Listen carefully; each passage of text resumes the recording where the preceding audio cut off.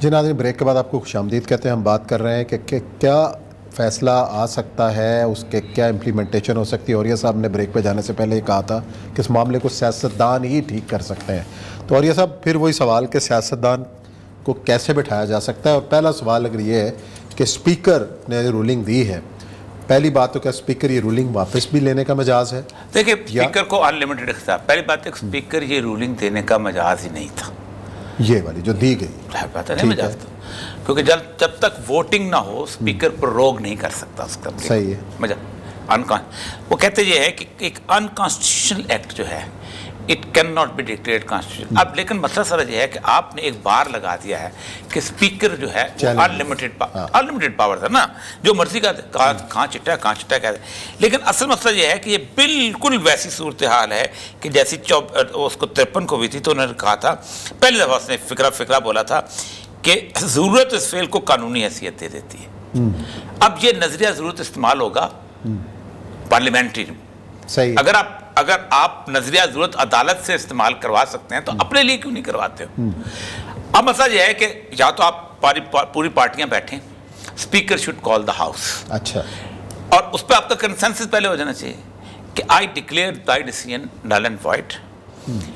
اور اس کی سب سے امپورٹنٹ چیز جو ہے کہ آپ عدم اعتماد واپس لیں، وہ انفراسٹرکچرس کر دیں. اچھا. اس کے بعد یہ ایک راستہ نکالیں کہ اسپیکر، کیونکہ الٹیمیٹ اتھارٹی کرپٹس الٹیمیٹ. آج سپریم کورٹ کا چیف جسٹس کسی بے گناہ کو پھانسی دے دے تو اللہ تعالیٰ کے پاس اپیل ہے نا، کسی اور کے پاس کوئی اپیل نہیں ہے. اس طرح اسپیکر کہہ دے تو کسی کے پاس کوئی اپیل نہیں.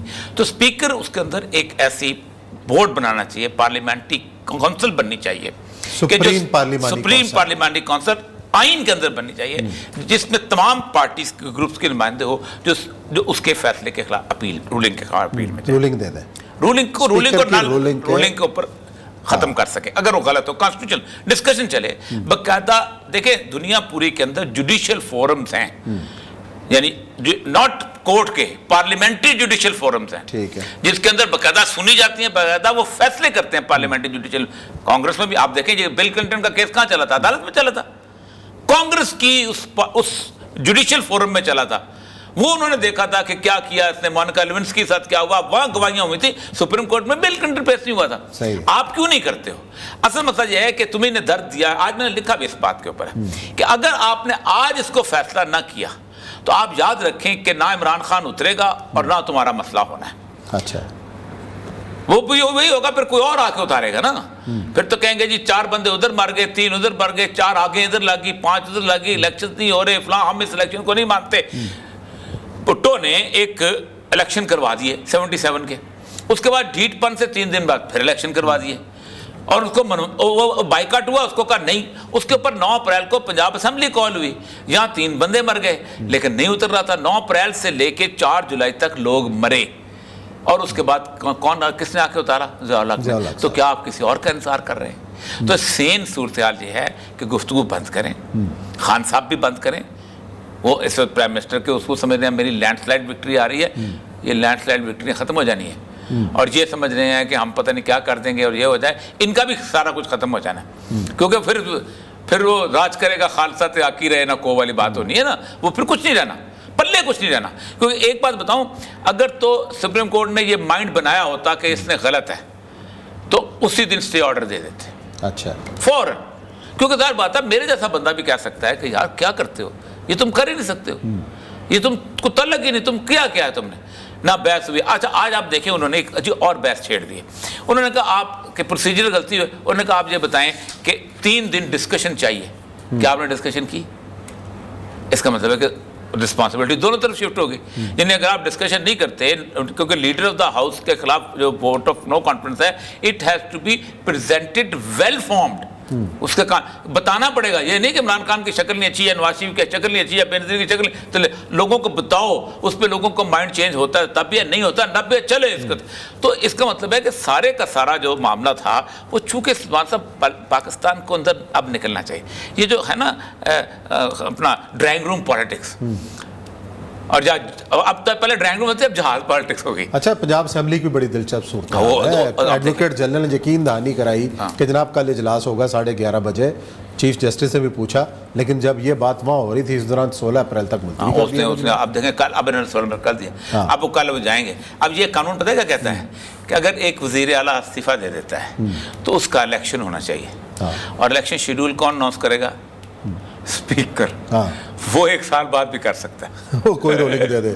یہ لکھنے والوں نے کمال کیا ہوا ہے نا عثمان صاحب جی. یار اس پہ محنت کر لیتے. دیکھیں اس کو اب پھر آپ کہتے ہیں کہ یہ میثاق ہے, اس میثاق پہ ہم اصل میں عثمان صاحب ہوا پتہ کیا ہے, جس 18ویں امینڈمنٹ ہو رہی تھی نا, اس میثاق کے ساتھ کھلواڑ ہی ہوا. جب نہیں کیا, نیت ٹھیک نہیں تھی نا. نیت آپ کی یہ تھی صوبے سندھ کو آزادی مل جائے, فلاں کو مل جائے, پنجاب کو اس کو مل جائے, مرکز کمزور ہو جائے. ہم صوبے کے اندر سندھ میں جب آئیں گے تو ہم MQM کی شہری علاقوں کو کا ستیہ ناش کر دیں گے. پنجاب میں آئیں گے تو ہم اس کا اپنا جنوبی علاقے کا ستیہ ناش کر دیں گے. مرکز میں ہوں گے, پہلے مرکز والے کرتے رہے. نیت ٹھیک نہیں رہی ہمارے پولیٹیشنز کی امینڈمنٹ کرتے ہوئے. میں آپ کو ایک مثال دیتا ہوں. ذوالفقار علی بھٹو نے سب سے پہلی امینڈمنٹ پتہ کیا کی تھی؟ اس نے کی تھی نمبر 1 جوڈیشری کے پر کاٹے تھے.